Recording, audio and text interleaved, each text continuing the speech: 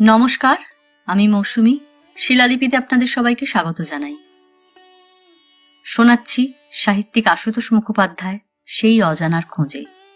যদি গল্প পাঠ ভালো লাগে তাহলে শেষে একটা লাইক দিয়ে যেতে ভুলবেন না। এখনো যারা আমার চ্যানেলটা সাবস্ক্রাইব করেননি তাদের সকলের কাছে আমার অনুরোধ, প্লিজ আমার চ্যানেলটা সাবস্ক্রাইব করে নেবেন।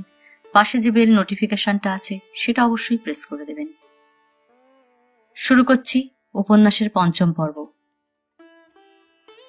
আমার কোন্নগর যাতায়াতের একটা বছর ঘুরে গেল। যে দুটি মানুষকে কেন্দ্র করে এখানে অনেক মুখের মিছিল, তাদের একজন মাতাজি, অন্যজন অবধূত। অপরের চোখে যারা গডম্যান বা গডমাদার, তাদের প্রতি আমার একটা প্রতিকূল মনোভাব ছিল। কারণ নিজের ব্যথার জায়গায় তাদের কারো আশ্বাস বা প্রতিশ্রুতি কোনো কাজে লাগেনি, উল্টে আমাকে হতাশা আর বিভ্রমের অন্ধকারে ঠেলেছে। কিন্তু এই পরিবারের ঘনিষ্ঠ সংস্রবে আসার ফলে আমার মনোভাবটা কিছুটা বদলেছে। মনে হয়েছে এই পথের সকলেই নিজেদের গডম্যান বা গডমাদার ভাবেন না। কালীকিঙ্কর অবধূত আর মাতাজি অন্তত ভাবেন না।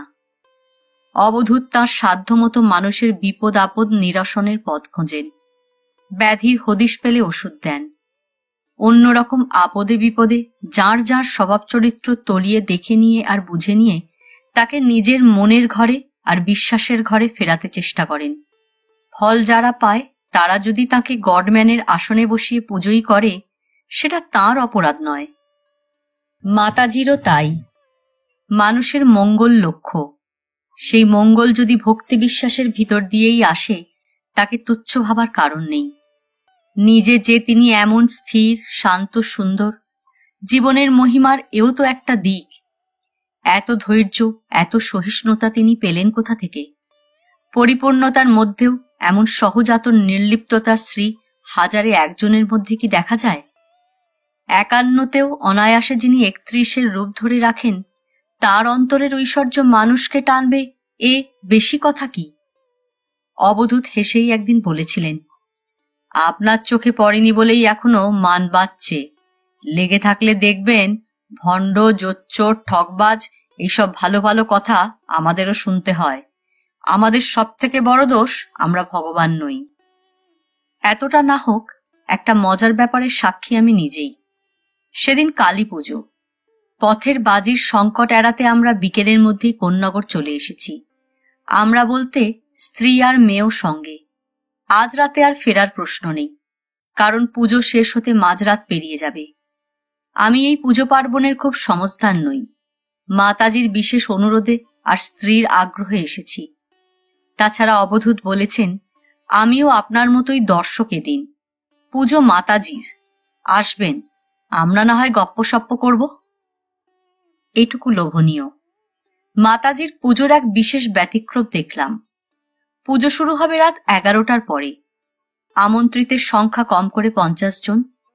পুজোর আগে সকলকেই বেশ করে খাইয়ে দিলেন।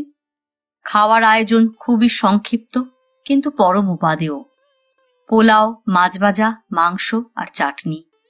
নিরামিষাসীদের পোলাও, বেগুন ভাজা, ছানার ডালনা আর চাটনি। মাতাজির যুক্তিটি সুন্দর। মায়ের পুজো, আর তাঁর ছেলেমেয়েরা সমস্ত রাত মুখ শুকিয়ে পুজোয় অংশ নেবে, এ কি কোনো মা চাইতে পারেন? তাই সকলকেই আগে খেয়ে নিতে হবে। অবধূত আমার কানে কানে কিছু বললেন। আমি উঠে গিয়ে একটা কথা আছে বলে মাতাজিকে একদিকে ডেকে নিয়ে বললাম, মায়ের এমন পুজোই সর্বত্র চালু হওয়া উচিত, কিন্তু পুজোর আগে সকলকে খাইয়ে আপনি নিজেও খেয়ে নিচ্ছেন তো? হেসে ফেললেন। আপনার বন্ধু উস্কে দিয়েছেন বুঝি? আর গুণ নেই, ছাড় গুণ আছে। কোনো অমাবস্যা বা পূর্ণিমার রাতে আমি খাই কিনা জিজ্ঞেস করে আসুন তো।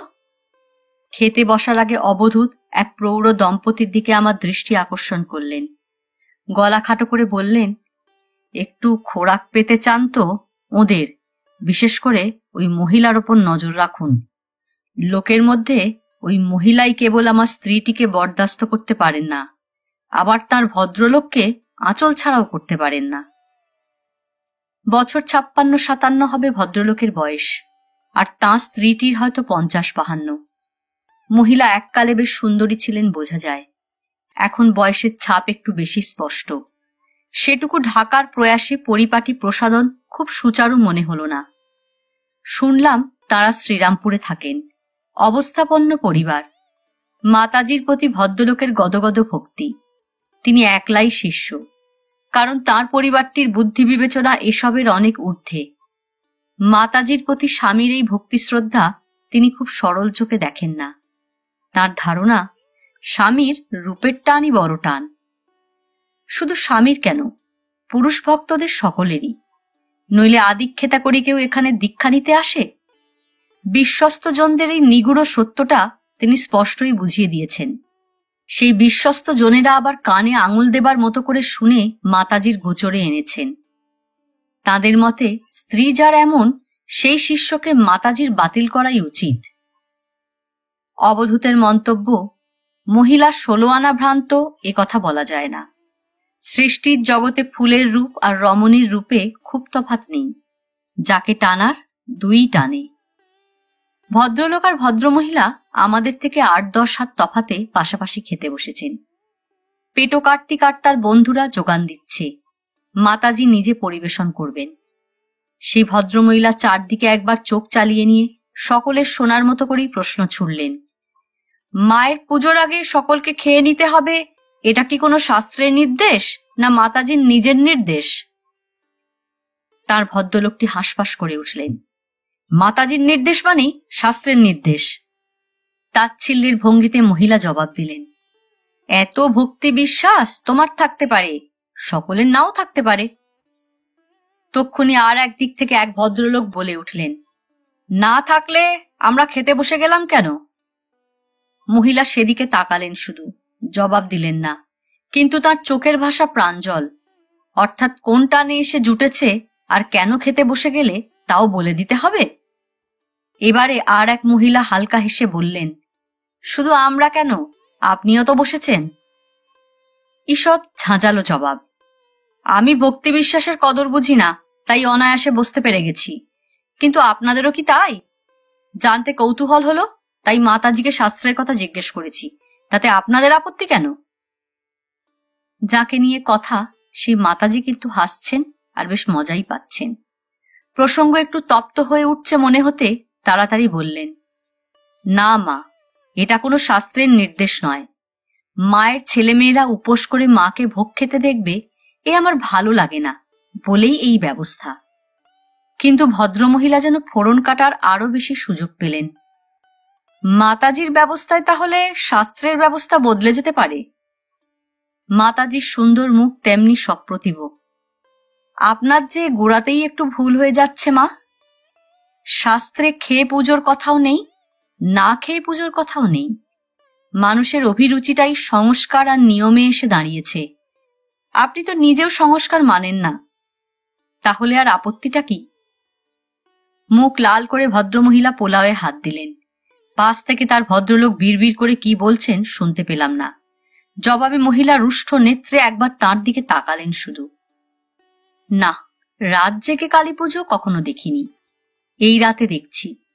ভক্তি শ্রদ্ধায় আপ্লুত হয়েছি তা নয়, মাতাজির পুজোর নিষ্ঠা আর সাবলীল নমনীয়তাটুকুই দেখার মতো। মাঝের মস্ত হলঘরে পুজোর আয়োজন, দেয়ালের কাছে ছোট্ট দক্ষিণাকালী মূর্তি, সামনে নানা সরঞ্জাম ভোগ সামগ্রী, মাঝখানে লাল আসনে মাতাজি, তার পিছনে বৃত্তাকারে প্রথম 2 সারিতে মেয়েরা বসেছেন, তাদের পিছনে তেমনি বৃত্তাকারে পুরুষেরা। ঘরে 3টি আলো জ্বলছে। অবধূত খুব মিথ্যে বলেন না হয়তো। পুজো দেখতে বেশি ভালো লাগছে কি পূজারিণীকে নিশ্চয় করে বলা শক্ত। অর্চনার ফাঁকে ফাঁকে তার ক্রিয়া কলাপ, নড়াচড়া, অর্ঘ্যদান সবই যেন ভারী সুললিত ছন্দে বাঁধা। প্রথম সারিতে শ্রীরামপুরে সেই বিগত যৌবনার রূপসী ভদ্রমহিলাও বসে। লক্ষ্য করছি মাঝে মাঝে তাঁর ঢুলুনি আসছে। পিছনে তার স্বামীরত্নটি যেখানে তদ্গত চিত্তে বিগলিত, তাকে ফেলে তিনি নড়েনি বা কি করে। 1-8 বার পিছন ফিরে তার ভাববিহ্বল মুখখানা দেখে নিচ্ছেন। অবধূতের 1/2 ঘণ্টা অন্তর সিগারেটের তৃষ্ণা। তিনি উঠে উঠে যাচ্ছেন। একবার আমিও তার সঙ্গ নিচ্ছি। 5, 7, 10 মিনিট দুজনে গল্প করে আবার এসে বসছি। শেষবারে উঠে আসার খানিক বাদে ঘণ্টা বাজার শব্দ কানে এলো। অবধূত বললেন, চলুন, এবারে আরতি হবে, আপনার ভালো লাগবে। গিয়ে বসলাম। পেটো কার্তিক ঘরের আলোগুলো সব নিভিয়ে দিল। দুদিকে দুটো প্রদীপের আলো টিমটিম করছে। হলঘর আবছা অন্ধকার। দুটো প্রদীপের আলোয় মাতাজিকেই শুধু স্পষ্ট দেখা যাচ্ছে। নিজের ডান হাতে মাতাজি বেশ খানিকটা ঘি বা তেল কি ঢেলে নিলেন জানি না। বাঁ হাতে তাতে এক ডালা তুলো ফেলে বেশ করে ভিজিয়ে নিলেন। তারপর সেটা ডান হাতের তালুতে রেখেই টিপে টিপে তুলোর ডালাটাকে ছোট্ট একটা পিরামিডের আকার দিলেন। প্রদীপটাকে টেনে নিয়ে ডান হাতে রাখা তুলোর মাথায় আগুন ছোঁয়ালেন। সঙ্গে সঙ্গে মাথার দিকটা আর একটা প্রদীপ হয়ে জ্বলে উঠল। বাঁ হাতে মাটির প্রদীপটা জায়গায় রেখে ডান হাত মায়ের দিকে বাড়িয়ে আর বাঁ হাতে ঘণ্টা বাজিয়ে এই তুলোর প্রদীপে আরতি করতে লাগলেন। সুঠাম বাহু মায়ের দিকে উঠছে, নামছে, ঘুরছে, ফিরছে। হাতের তালুতে তুলোর প্রদীপ জ্বলে জ্বলে ছোট হচ্ছে। আমরা কেন? সকলেই বোধহয় রুদ্ধশ্বাস। ফিসফিস করে অবধূতকে জিজ্ঞেস করলাম, কি কাণ্ড, ওর হাত পুড়ে যাচ্ছে না? জবাব দিলেন, পুড়ে গেলে আর আরতি করছে কি করে? তুলো প্রায় দেখা যায় না। এই আরতি শেষ হতে আমিই যেন স্বস্তির নিঃশ্বাস ফেললাম। কিন্তু তারপরেই আবার অস্বস্তি। হাত বেশ করে মুছে নিয়ে মাতাজি তেমনি ত্রিকোণ আকারে একখণ্ড কর্পূরের ডালা নিলেন। তাতে প্রদীপের আগুন ধরিয়ে ডান হাতের তালুতে রেখে ঘণ্টা বাজিয়ে আবার আরতি শুরু করলেন। এও দুচোখ ভরে দেখার মতো। কিন্তু হাত সত্যি পুড়ে যাচ্ছে না কেন ভেবে না পেয়ে আমার আতঙ্ক। যাক, খানিক বাদে কর্পূর প্রদীপের আরতিও শেষ হলো। এরপর মিনিট দেড় দুই চামর দোলানোর মতো শূন্য হাতে আরতি। শেষে নিজের শূন্য হাতখানা মায়ের দিকে বাড়িয়ে দিলেন। খুব আস্তে আস্তে সে শূন্য হাত আর হাতের আঙুল শঙ্খ মুদ্রায় পরিণত হল। সেই মুদ্রার শঙ্খারতি শেষে আবার এক চমক। শূন্য হাতের সেই মুদ্রা শঙ্খ নিজের মুখে ঠেকালেন। তারপরই গম গম করে যেন সত্যিকারের শঙ্খই বেজে উঠল। একবার নয়, দীর্ঘ রবে 3 বার। চোখ চেয়ে থেকেও কারোর মনে হচ্ছে না সত্যিকারের শঙ্খ বাজছে না।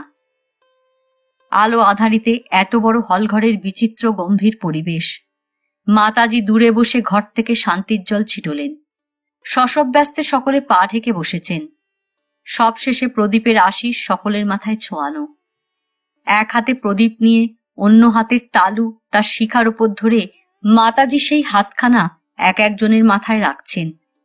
মেয়েরা সামনে, অতএব তাঁদের মাথাতেই আগে। কিন্তু প্রদীপ শিখায় তপ্ত হাত শ্রীরামপুরের সেই ভদ্রমহিলার মাথায় রাখতেই এমন এক কাণ্ড ঘটল যা আমি জীবনে ভুলব না। ভদ্রমহিলা তীক্ষ্ণ স্বরে আর্তনাদ করে উঠলেন, কি হলো, কি হলো, আমার কি হলো? তারপরেই পাশের মহিলাদের কোলে ঢলে পড়লেন।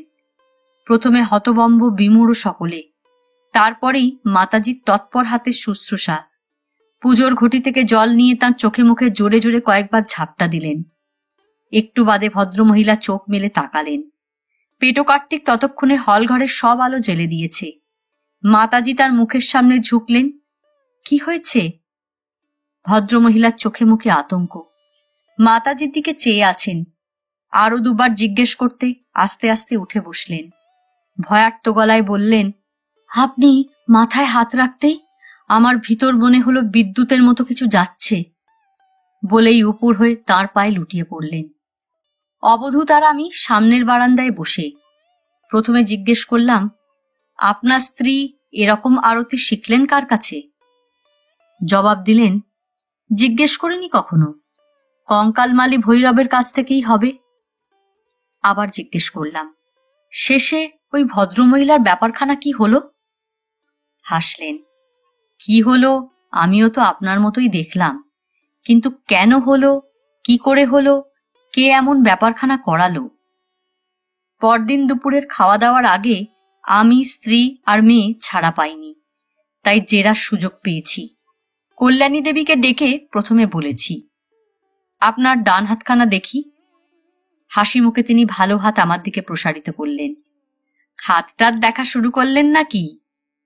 অবধূত টিপ্পনি কাটলেন, কেবল মেয়েদের হাত দেখবেন ঠিক করেছেন উনি, তোমাকে দিয়ে শুরু করেছেন। হাতে কোনো রকম পোড়া দাগের চিহ্নও নেই, লালচে কর পদ্মকমল। বড় নিঃশ্বাস ফেলে হেসে বললাম, হাত দেখার শেষও ওকে দিয়েই করব। এবারে বলুন, শ্রীরামপুরের ওই ভদ্রমহিলার একই কাণ্ড হলো। হাসতে লাগলেন। আপনি তো মনস্তত্ত্ববিদ, লেখক, আপনিই বলুন না কি কাণ্ড হলো। আমার মনস্তত্ত্বের বিদ্যে অতদূর পৌঁছচ্ছে না, আপনি বলুন। হাসি মুখে যে ব্যাখ্যা দিলেন তা অগ্রাহ্য করার মতো নয়। বললেন, মানুষের মন সবল হতে সময় লাগে, দুর্বল সহজেই হয়। পুজোর সময় এতগুলো মানুষের তন্ময়তার প্রভাবও কিছু আছেই। এই প্রভাতে মন যত দুর্বল হয়েছে, নিজের ভিতরের অপরাধবোধ তত বেড়েছে। এই অবস্থায় স্নায়ু তো স্পর্শকাতর হতেই পারে। আমি মাথায় হাত রাখতে নিজের স্নায়ুর সঙ্গে নিজেই আর যুঝতে পারেননি। এতে আমার কোনো কেরামতির ছিটে ফোটাও নেই। উনি স্ত্রী আর মেয়ের কাছে চলে যেতে অবধূত হাসি মুখে আমার দিকে তাকালেন। বললাম, কি হলো? কিছু হলো না। আমার সেই এক কথা, ওর কোনো কেরামতি নেই। কোনো ব্যাপারে আমাদের কারোর কোনো কেরামতি নেই।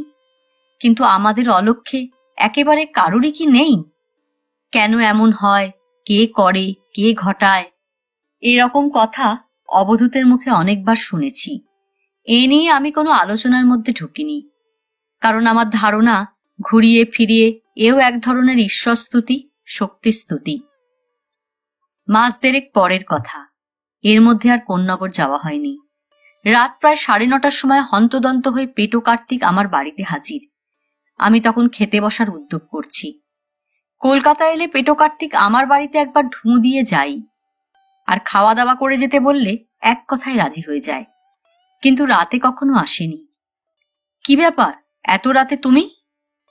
বাবা পাঠালেন, কাল সকলের প্রথম ট্রেনে আমাকে নিয়ে যেতে হবে। ব্যস্ত হয়ে উঠলাম। কেন, বাবার কি হয়েছে? আর ট্রেনেই বা কোন নগরে যেতে হবে কেন? সর্বদা আমি নিজের গাড়িতেই গিয়ে থাকি, এটা অবধূত জানেন। আমাকে এমন উতলা হতে দেখে পেটো কার্তিক অপ্রস্তুত একটু। না না, বাবার আবার কি হবে? উনি বহাল তবিয়তেই আছেন। কোন নগরে নয়, সকালের প্রথম ট্রেনে আপনাকে নিয়ে যাব তারকেশ্বরে। 2 দিন যাবৎ বাবা সেখানেই আছেন। এই নিন বাবার চিঠি। কয়েক লাইনের চিঠি। ঘটনার সাজানো আসরে আমার ভূমিকার সব থেকে তাজ্জব নজির দেখতে চান তো চলে আসুন। আশা করি পস্তাবেন না। 3 4 সময় হাতে নিয়ে আসবেন। অবশ্যই আসুন, অবধূত। আমি অবাক। 4 দিনের সময় নিয়ে যেতে বলেছেন। কি ব্যাপার বলো তো, দৈব কিছু নাকি? পেটো কার্তিকের সপ্রতিভ জবাব, দেবতা সহায় যখন, বাবার তো সর্বব্যাপারই দৈব। কিন্তু বাবা তো 4 দিনের কথা আমাকে কিছু বলেননি। ওনার কি আরো 4 দিন সেখানে পড়ে থাকার মতলব নাকি? জিজ্ঞেস করলাম, তোমাদের মাতাজিও কি তারকেশ্বরেই নাকি? না, তিনি কোন নগরে। তারকেশ্বরে কেবল আমি আর বাবা। একসঙ্গে খেতে বসে এভাবে ডাকার কারণ বুঝতে চেষ্টা করলাম, কিন্তু দেখা গেল পেটো কার্তিক কিছুই জানে না। পুণ্যার্থীদের ভিড় আর কিছু মেয়ে পুরুষের ভোলে বাবার থানে হত্যে দিয়ে পড়ে থাকা ছাড়া তার আর বিশেষ কিছুই চোখে পড়েনি। তাহলে 2 দিন ধরে তোমাদের বাবা কি করছেন? খাচ্ছেন, দাচ্ছেন আর ঘুরে বেড়াচ্ছেন। আজ বিকেলের দিকে একটু ব্যস্ত দেখলাম। এই চিঠি লিখে আমার হাতে দিয়ে সকালের মধ্যে আপনাকে ধরে আনার জন্য পাঠালেন। ড্রাইভার ছেড়ে দিয়েছি। অত সকালে তাকে আসতেও বলিনি। খুব ভোরে পেটো কার্তিকই ট্যাক্সি ধরে আনলো। হাওড়া স্টেশনে এসে 6টার গাড়ি ধরলাম। পেটো কার্তিককে ফার্স্ট ক্লাসের টিকিট কাটার টাকা দিয়েছিলাম। কথায় সময় নষ্ট না করে 4 4 8 টাকা দিয়ে 2টো সাধারণ ক্লাসের টিকিট কেটে বাকি টাকা আমাকে ফেরত দিল। বলল, শেওড়াফুলির পর থেকেই এটা ভোলে বাবার গাড়ি হয়ে যায়, তখন ফার্স্ট ক্লাস থার্ড ক্লাস সমান, মিথ্যে অর্থদণ্ড দেবেন কেন? যাই হোক, গাড়ি মোটামুটি ফাঁকাই। তারকেশ্বরে যাত্রীর মৌসুম নয় এটা। জানলার ধারে দুজনে মুখোমুখি বসে চলেছি। খানিক বাদে যাত্রীর ভিড় বাড়তে লাগলো। হরেক রকমের বেসাতি নিয়ে গাড়ির মধ্যে হকারের উৎপাতও কম নয়। উঠছে, কলে দম দেওয়ার মতো করে গড়গড় করে লেকচার দিচ্ছে, গায়ের ওপর হুমড়ি খেয়ে খেয়ে বেসাতি দেখাচ্ছে। কামরায় এক একবার 1 জোড়া 1.5 জোড়া করেও হকার উঠছে। একজন থামলে অন্যজন তৎপর। পেটো কার্তিক দেখলাম অনেক কিছুই কিনে ফেলল। লেমন লজেন্স, রং পেন্সিল, চিরুনি, চাবির রিং, চটি বই, বাচ্চাদের মজাদার খেলনা, ছোট রঙিন পিকচার অ্যালবাম, টুকিটাকি আরো কিছু। মনে মনে বিরক্ত হয়ে জিজ্ঞেস করলাম, এসব দিয়ে কি হবে? তোমার হাত আর পকেট যে বোঝাই হয়ে গেল। লজ্জা পেয়ে জবাব দিল, কিছু হবে না, তারকেশ্বরেই বিলিয়ে দেব। ব্যাপার কি জানেন, লোকগুলো কি ভীষণ গরিব। সমস্ত দিন গলাবাজি করে এক একটা জিনিস বিক্রি পিছু বড়জোর 2-4 পয়সা পায়। দিনের শেষে যা ওঠে তাই দিয়ে ছেলেপুলে নিয়ে আধ পেটা খেয়ে সংসার চালায়। ওদের দেখলে আমার বড় কষ্ট হয়, তাই না কিনে পারি না। এবারে আমি লজ্জা পেলাম। বোমাবাজি করা এই ছেলের বুকের ভেতরটা কি অবধূতি এমন সোনা করে দিয়েছেন? অবধূত যেখানে আছেন স্টেশন থেকে 7-8 মিনিটের হাঁটা পথ। 3 ঘরের ছোট একতলা বাড়িতে আর দ্বিতীয় প্রাণী দেখলাম না। এখানকার আপাতত বাসিন্দা কেবল তিনি আর পেটো কার্তিক। আমাকে দেখে সহাস্যে অভ্যর্থনা জানালেন, আসুন আসুন, আপনার জন্যই অপেক্ষা করছি। ছোট সুটকেসটা নামিয়ে রেখে বললাম, এভাবে ডেকে পাঠানোর কৈফিয়ত দাখিল করুন আগে, আমার তর সইছে না। হাসছেন। কি দিনকাল বুঝুন, উপকার করতে চাইলেও কৈফিয়ত দাখিল করতে হবে। উপকার মানে কার উপকার? আপনাকে যখন ধরে এনেছি, আপনার ছাড়া আর কার? কি উপকার? উপকার নয়, আপনার লেখা যখন ছাপার অক্ষরে বই হয়ে বেরুবে, আমাকে কি তার রয়্যালটির ভাগ দেবেন? থমকালাম। 1 বছর ধরে মগজে যে রূপ আকার নিচ্ছে তার পরিণাম এই বটে, কিন্তু মুখ ফুটে কোনোদিন তা ব্যক্ত করা দূরে থাক, আভাসও দিইনি। অবশ্য 1 বছর ধরে এর সঙ্গে লেগে আছি। মতলব বোঝা এই চতুর মানুষের পক্ষে খুব কঠিনও নয়। হেসেই বললাম, তা বলে সব জায়গা ছেড়ে এই তারকেশ্বরে তলব কেন? ক্লাইম্যাক্সের খোঁজে লেখকরা জল, জঙ্গল, বন, বাদার, মরুভূমি কত জায়গায় ছোটে, সে তুলনায় তারকেশ্বর তো ভালো জায়গা মশাই। আবার থমকালাম। অবধূতের কোনো কথা কখনো তাৎপর্যশূন্য মনে হয়নি আমার। পেটো কার্তিক আমার দিকে হাঁ করে চেয়ে আছে দেখে আর এগোলাম না। তার সংক্ষিপ্ত চিঠির প্রথম ছত্র মনে পড়ল। ঘটনার সাজানো আসরে আমার ভূমিকার সবথেকে তাজ্জব নজির দেখতে চান তো চলে আসুন। অতএব বুদ্ধিমানের মতো অপেক্ষা করাই ভালো। অবধূত জিজ্ঞেস করলেন, চাটা কিছু খাওয়া হয়নি তো? চা হয়েছে, টা হয়নি, কিন্তু এখানে তো আর কাউকে দেখছি না। এটা কার বাড়ি? এক ভক্তকে দিন কয়েকের জন্য থাকার জায়গার ব্যবস্থা করতে বলেছিলাম, সেই জুটিয়ে দিয়েছে। আপনি স্নান করে নিন, সকাল 9টার মধ্যে আমাদের স্টেজে হাজির হতে হবে। কার্তিক, তুই হোটেলে গিয়ে আমাদের ব্রেকফাস্ট রেডি করতে বল। পেটো কার্তিক চলে গেল। জিজ্ঞেস করলাম, স্টেজ বলতে? হাসছেন। এই নাটকখানা হচ্ছে রিভলভিং স্টেজে। প্রথম ঘটনার মঞ্চ সমস্তিপুর দ্বারভাঙার কাঁকুরঘাটি, সেটা ঘুরে কাঁকুরঘাটির মহাশ্মশানে। 5 বছর বাদে এবার সেটা ঘুরে বাবা তারকনাথের মন্দিরে। ব্যস্ত হবেন না, চান সেরে আসুন। বেশ আগ্রহ নিয়েই স্নান সেরে প্রস্তুত হলাম। অবধূত অযথা বাগাড়ম্বর করেন না। আশা সেরকম কিছুই দেখব, শুনব বা জানব। 6-7 মিনিটের হাঁটা পথে মন্দির। কাছেই এখানকার সবথেকে বড় যে আমিষ হোটেল, তার নাম অন্নপূর্ণা হোটেল। দেখলাম বড় শুধু নয়, বেশ পরিচ্ছন্ন। কার্তিক সেখানেই অপেক্ষা করছে। হোটেলের মালিক অবধূতকে খুব খাতির করে বসালেন। বেশ ভারী প্রাতরাশি রেডি দেখলাম। অবধূত বললেন, ভালো করে খেয়ে নিন, আবার কখন জুটবে বলা যায় না। কেন? সহাস্য জবাব, নাটকের নিয়ন্তা তো আর আমি নই মশাই। আর্টিস্টের হাজিরার অপেক্ষায় এখানে 1 ঘন্টা অপেক্ষা করতে হবে কি 3-4 ঘন্টা, জানবো কি করে?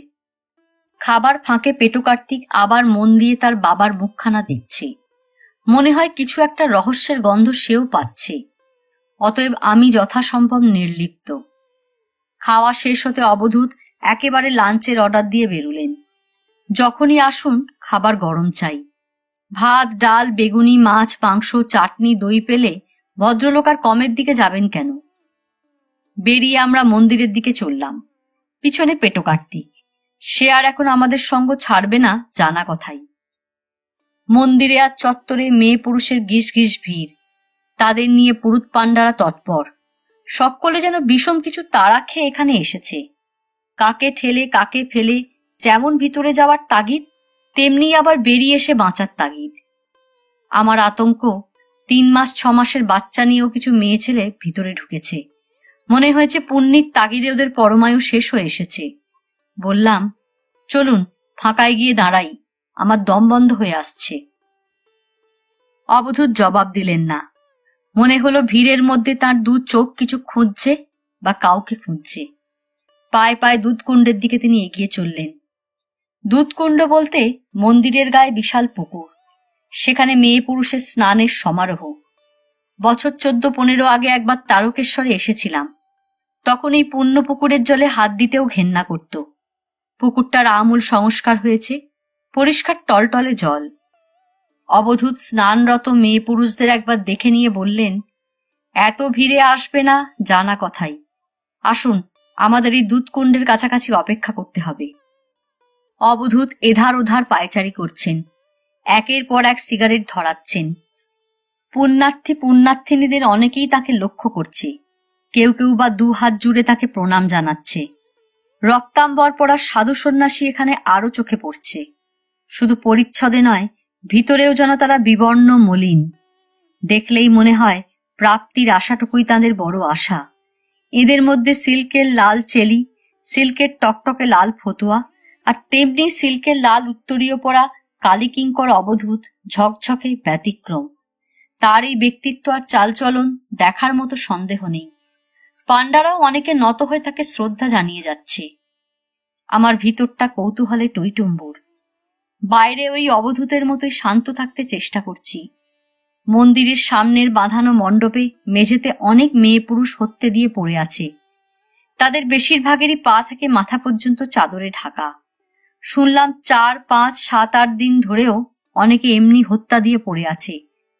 মাঝে সাঝে বাবার চরণামৃত ছাড়া আর কিছু মুখে ছোঁয়ায় না। এ দৃশ্য দেখে বুকের ভেতরটা থেকে থেকে মোচড় দিয়ে ওঠে। শুনেছি কেউ কেউ এরা বাবা তারকনাথের আদেশ পায়, পেলে মুশকিল আসানো নাকি হয়। আমিও অনেক হারিয়েছি। বুকের তলার এই বিশ্বাসের ঠাঁই হলে কি সেই সংকট এড়ানো যেত? জানি না, শুধু এটুকু জানি আমার দ্বারা এভাবে হত্যা দিয়ে পড়ে থাকা কোনোদিন সম্ভব হতো না, কারণ এই বিশ্বাসের পুঁজি আমার নেই। ঘড়ি দেখলাম, বেলা 11টা বেজে গেছে। এখনো বেশ ভিড়, কিন্তু আগের তুলনায় কম। একটু বাদে দেখি অবধূত আমাকে আঙুলের ইশারায় ডাকছে। কাছে যেতে চাপা গলায় বলেন, ঘাটের এদিকটায় সরে এসে লক্ষ্য করুন, আমরা যার অপেক্ষায় দাঁড়িয়ে সে ওই আসছে, খুব ভালো করে দেখে যান। তাঁর ইশারা মতো আমি ফিরে তাকালাম। ঘাটের দিকে আসছে একটি মেয়ে, বছর 26-27 বয়স হবে। বাঙালি নয়, ভারী সুন্দরী, ধপধপে ফর্সা রং, লম্বা নিটোল স্বাস্থ্য, পাতলা শাড়ির ওপরে কাঁধে বুকে জড়ানো একটা গামছা, আর কোমর থেকে হাঁটু পর্যন্ত জড়ানো একটা গামছা। তার মানে আদুর গায়ে শুধু শাড়ি পরে তার ওপর ওভাবে 2টো গামছা জড়িয়ে স্নানে আসছে। আস্তে আস্তে চারদিকে তাকাচ্ছে, মনে হলো আকুতি মাখা উদ্ভ্রান্ত চাউনি।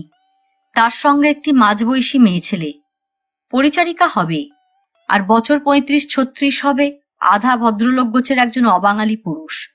একজন পাণ্ডা শশব ব্যস্তে তাদের সঙ্গে আসছে। মেয়েটির গায়ের কোনো গয়না, এমনকি হাতের কাচের চুড়িও নেই। তবু দেখা মাত্র মনে হয় অবস্থাপন্ন ঘরের মেয়ে বা বউ হবে। পাশে তাকিয়ে দেখি অবধূত নেই। মন্দিরের পিছনের মাঝামাঝি জায়গায় দাঁড়িয়ে সিগারেট ধরাচ্ছেন। আমি ভেবে পেলাম না উনি ওখানে গিয়ে আড়াল নিলেন কেন। মেয়েটি ধীরে ধীরে ঘাটের সিঁড়িকটা পার হয়ে আগে দুধকুণ্ডের জল হাতে তুলে নিজের কপালে মাথায় ছিটিয়ে দিল। তারপর এক পা করে নেমে কোমর জলে দাঁড়ালো। সঙ্গের পরিচারিকাও জলে নেমেছে। লক্ষ্য করলাম সিঁড়ির একপাশে দাঁড়ানো লোকটির হাতেও কোনো শুকনো বসন নেই, অর্থাৎ স্নানের পর অনুষ্ঠান যদি কিছু হয় তো ভিজে কাপড়েই হবে। স্নান সেরে পরিচারিকা 5-7 মিনিটের মধ্যে উঠে পড়ল। তার গায়ে পিঠেও একটা বড় গামছা জড়ানো। সঙ্গের লোকটিকে ইশারা করতে পাণ্ডাকে নিয়ে এসে ব্যস্ত হয়ে চলে গেল। মেয়েটি স্নান করছে, উঠছে, ডুব দিচ্ছে, ডুব দিচ্ছে, উঠছে। না, স্নান বিলাস আদৌ নয়, কিছু একটা তন্ময়তায় বিভোর যেন। গুনিনি, গুনলে হয়তো দেখতাম শতেকের ওপর ডুব দেওয়া হয়েছে। পরপর ডুব দিয়ে যাওয়া নয়, একবার ডুব দিচ্ছে, উঠে দাঁড়াচ্ছে, মন্দিরের দিকে ফিরে দু চোখ বুজে স্থির কয়েক মুহূর্ত, তারপর আবার ডুব দিচ্ছে। এই স্নান দেখতে এরই মধ্যে ঘাটে বেশ ভিড় হয়েছে দেখলাম। রূপসী যুবতী রমণীর এই স্নান অনেকের চোখের ভোজ তো বটেই। পৃথিবীর কোনো গির্জা বা মন্দির মসজিদ কি প্রবৃত্তির নিবৃত্তি আনতে পেরেছে?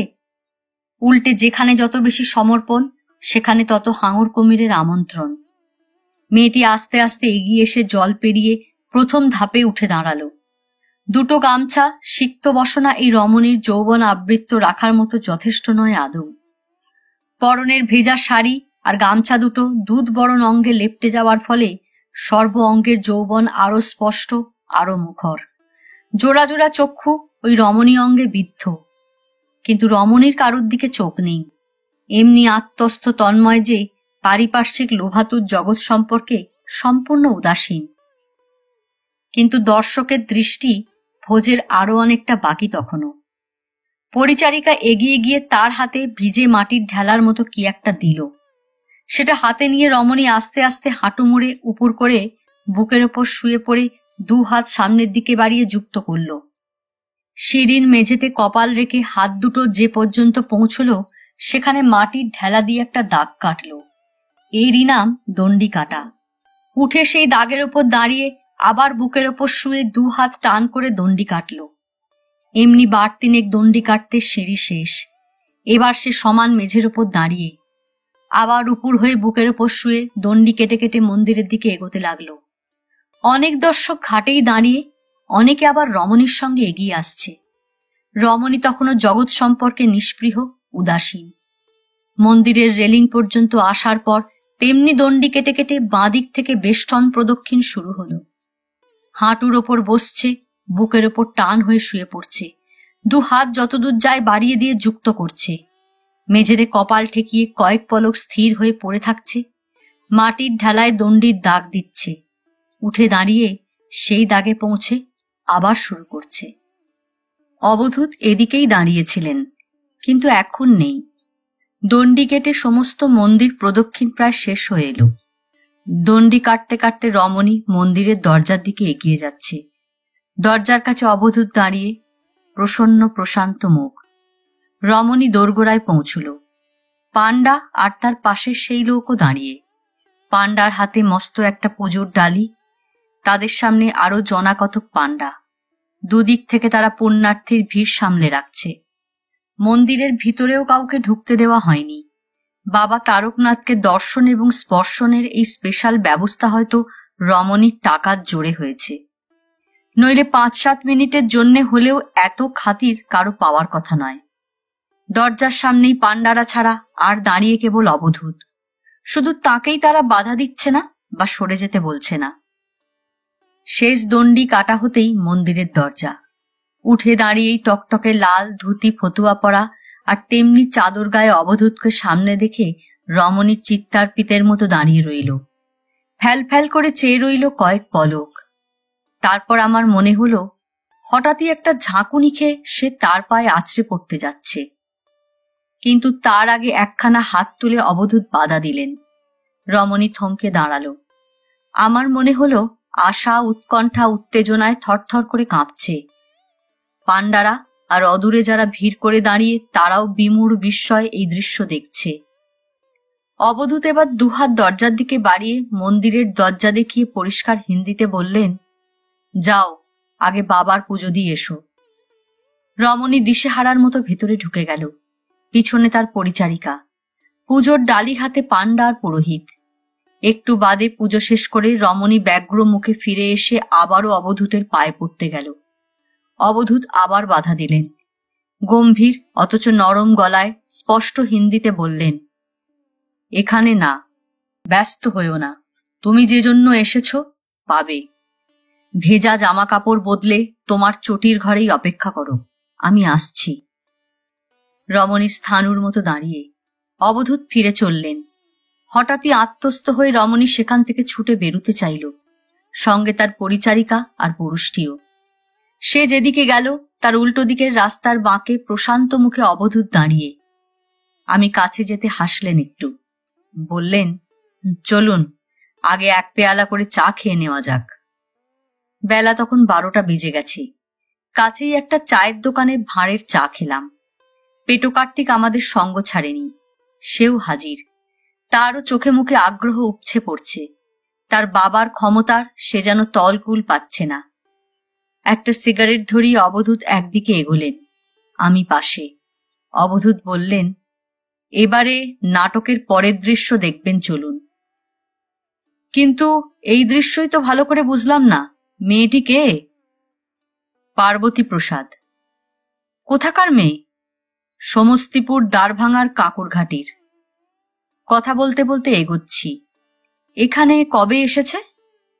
কাল বিকেল 3টে দুধ পুকুরে স্নান করে মন্দির প্রদক্ষিণ করতে দেখলাম, কালই এসেছে। আপনি জানতেন মেয়েটি আসবে? অবধূত হাসলেন। না জানলে কোন নগর ছেড়ে আমি আগে থাকতে এখানে এসে বসে আছি কেন? আগে এসে পান্ডা আর পুরুতদের সঙ্গে কথা বলে সব ব্যবস্থা করে রেখেছি। তাদের বলেছি বাবার আদেশ পেয়ে একজন বড় ঘরের বিশিষ্ট অবাঙালি মহিলা বিহার থেকে এখানে আসছেন, আর বাবার আদেশে আমারও এখানে আসা। মহিলা যেন নির্বিঘ্নে তার কাজ আর পুজো দিতে পারেন, কেউ যেন তাকে বিরক্ত না করে। তিনি এমনিতেই সকলকে অনেক দিয়ে যাবেন। মনে মনে ভাবলাম, প্রাপ্তির আশা ছাড়াও কালীকিঙ্করের এই ব্যক্তিত্বকে উপেক্ষা বা অবহেলা করার মতো পুরুত বা পান্ডা এখানে বোধহয় নেই। একটা মস্ত পুরনো দালানের সামনে এসে দাঁড়ালাম। এটাই সেখানকার সবথেকে বড় যাত্রী নিবাস বোধহয়। নিচের তলাটা নোংরা। সিঁড়ি ধরে আমরা দোতলায় উঠতে লাগলাম। সেই পরিচারিকা এবং পুরুষটি ছুটে এলো। হাত জোর করে দুজনে একসঙ্গে বলে উঠল, আইয়ে মহারাজ, আইয়ে। দোতলার কোণের দিকে একটা ছোট্ট ঘর। যাত্রী নিবাসের সব ঘরই এমনি ছোট ছোট। মেঝেতে চাটাইয়ের ওপর একটা সুন্দর পুরু গালচে পাতা। এটার মালিক, ঘর যার অধিকারে সেই বোঝা যায়। যাত্রী নিবাসে চাটাই ছাড়া আর কিছু দেওয়া হয় না। ঘরের কোণে ছোট বড় দুটো সুটকেস, সুটকেসের ওপর চকচকে একটা হোলডল ভাঁজ করা। সেই রমণী উদ্গ্রীব মুখে দরজার কাছে দাঁড়িয়ে, পরনে চওড়া কালো পেরে সাদা জমিনের শাড়ি, গায়ে সাদা ব্লাউজ, আধ ভেজা চুল পিঠে ছড়ানো। রমণীর সূচি সুন্দর আর এক রূপ। প্রত্যাশা আর উৎকণ্ঠায় ফর্সা মুখ লাল। অবধূতকে দেখেই সসম্ভ্রমে কয়েক পা পিছনে সরে গেল। তিনি ভিতরে এসে দাঁড়াতে 2 পায়ের ওপর উপুর হয়ে শুয়ে পড়ল। শুভ্র 2 বাহুতে পা দুটো জড়িয়ে ধরে ডুকরে কেঁদে উঠল। आप ही बाबा तारकनाथ है, मिला दीजिए प्रभु, मिला दीजिए। गंभीर गलाয় अवधूत बोललेन, मुझे भी बाबा तारकनाथ यहाँ भेजा, मैं उनका दास हूं। रो मत पार्वती, उठो, जरूर मिल जाएगा। तड़ित स्पृष्टेर मतो उठे बसलो, किन्तु 2 हाथे पा दुटो धराई थाकलो। এই লোকের মুখে নিজের নাম আর যে আশার কথা শুনল, 2 বোধহয় একটা চমকের কারণ। কোন রমণীর চোখে মুখে এমন আরতি, এমন করুণা আকুতি আর দেখিনি। হিন্দিতে কথা বেশিরভাগ অবধূতি বললেন। উনি এমন পরিষ্কার হিন্দি বলতে কইতে পারেন জানা ছিল না। তুমি পার্বতী প্রসাদ তো? হাঁ প্রভুজি। রতনলালের মেয়ে? হাঁ প্রভুজি, হাঁ। রতনলাল বাবু কোথায় এখন? একবার ওপরের দিকে চেয়ে জবাব দিল, পিতাজি গুজর গয়া মহারাজ। কতদিন হলো মারা গেছেন? 2 মহিনা। আর বেনারসিলাল, সে কোথায়? কোন রমণীর মুখে বিস্ময়ের এমন কারুকার্যও কি আর দেখেছি? ফ্যাল ফ্যাল করে একটু চেয়ে থেকে জবাব দিল, वो तो बहुत दिन से कोई जेल में होगा, एक खून का आसामी बन गए थे, उनका যাবজ্জীবন কারাদণ্ড हो चुका। নিজের 2 হাত জোর করে একবার কপালে ঠেকালেন অবধূত। গলার স্বর আরো গম্ভীর, গভীর। তোমার বাবা বা বেনারসিলাল নাগালের মধ্যে পেলে তোমার ছেলে বাঁচত না। এই জন্যই তোমার কাছ থেকে সরিয়ে নিয়ে গিয়ে বাবা তারকনাথ তাকে রক্ষা করেছেন। আমার কথা তুমি বুঝতে পারছো? অবধূতের চাউনিতে সত্যিই কি জাদু আছে। উত্তেজনা, উৎকণ্ঠা, আকুতি ভুলে পার্বতী তার দিকে চেয়ে আছে। সামান্য মাথা নাড়ল, বুঝতে পারছে। অপেক্ষাকৃত শান্ত গলায় জিজ্ঞাসা করল, লেকিন মেরা বাচ্চা কাহা, আপ কন? আমি বাবা তারকনাথের দাস। তোমার ছেলে ভালো আছে। নিজের রিস্ট ওয়াচের ব্যান্ডে গোঁজা দুটো কাগজের টুকরো বার করলেন অবধূত।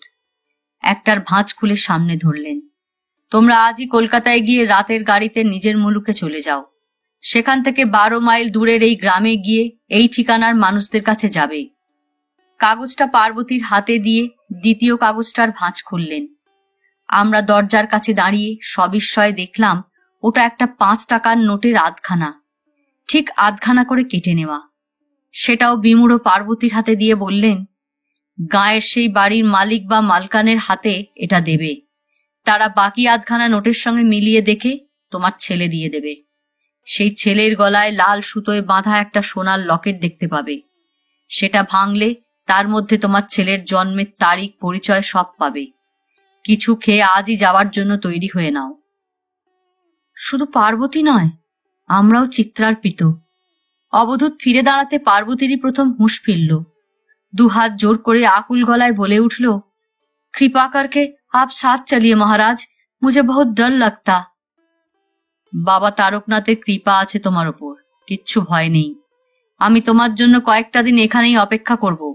ছেলেকে পেলে তাকে নিয়ে সেই দিনই কলকাতা রওনা হতে চেষ্টা করো। এখানে এসে তার কল্যাণে ভালো করে পুজো দিয়ে যাবে। পান্ডা পুরুতদেরও খুশি করে যাবে। জয় বাবা। 2 হাত কপালে ঠেকিয়ে বেরিয়ে এলেন। তার পিছনে আমি আর পেটো কার্তিক নিচে নেমে এলাম। রাস্তায় নেমে অবধূত পেটো কার্তিককে বললেন, আমরা হোটেলে গিয়ে বসছি। এরা কখন রওনা হয় দেখে তুই আয়। হোটেলের টেবিলে মুখোমুখি বসার সঙ্গে সঙ্গে আমার ধৈর্যের বাঁধ ভাঙল। বললাম, দেখুন, এরপর আমার হার্টের ব্যামো ধরে যাবে। সব মিলিয়ে ব্যাপারখানা কি? অবধূত বিমনার মতো হাসলেন একটু। বললেন, সব মিলিয়ে একটা ঘটনার শেষ। আমি ভাবছি। আবার অন্যমনস্ক দেখে তাড়া দিলাম, কি ভাবছেন? এমন কেন ঘটে? কি করে হয়? কে করে? অর্ডার মতো আমাদের খাবার এসে গেল। একটু বাদেই পেটো কার্তিক হন্তদন্ত হয়ে উপস্থিত। ওরা আর খাবার জন্যও অপেক্ষা করলেন না। সুটকেস আর হোলডল রিকশায় তুলে 3 জনেই স্টেশনের দিকে চলে গেলেন। অবধূত বললেন, ঠিক আছে, তুই বসে যা। খেতে খেতে আমার দিকে মুখ তুললেন একবার, হাসলেন। খাবার বেশ গরম আছে, ব্যস্ত হবেন না, খেয়ে নিন। আপনাকে শুধু নাটকের শেষটুকু দেখা আর শোনার জন্য কলকাতা থেকে ধরে আনিনি। রাত্রি। কোন প্রহর উত্তীর্ণ আমার বা পেটো কার্তিকের হুঁশ নেই। 2টো চৌকিতে আমি আর অবধূত মুখোমুখি বসে। পেটো কার্তিক মেঝেতে বসে তার বাবার পা টিপেই চলেছে। হাত চলছে, থামছে, চলছে। 2 চোখ তার মুখের ওপর, উদ্গ্রীব, 2 কান উৎকর্ণ। আমারও তাই। একটার থেকে আর একটা সিগারেট ধরিয়ে বড় প্যাকেটের আধখানার উপরে খালি। ঢিলে তালে ধীরে সুস্থে অতীতের এক বিচিত্র ঘটনার জবনিকা তুলেছেন কালী কিঙ্কর অবধূত। আজ এ পর্যন্তই। এই উপন্যাসের অন্তিম পর্ব নিয়ে অন্যদিন আসব। গল্প পাঠ ভালো লাগলে লাইক, শেয়ার, কমেন্টস করতে ভুলবেন না। আজকের মতো নমস্কার।